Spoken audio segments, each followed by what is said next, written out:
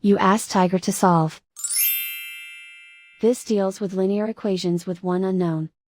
The final result is x equals 6000. Let's solve it step by step. Simplify the expression. Expand the parentheses. Simplify the arithmetic. Group like terms. Multiply the coefficients.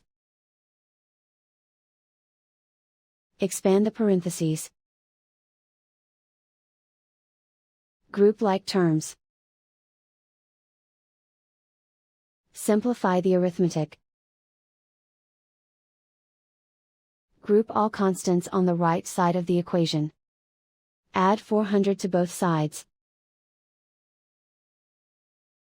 Simplify the arithmetic.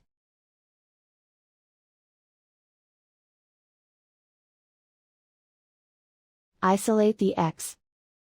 Divide both sides by 0.17. Simplify the arithmetic.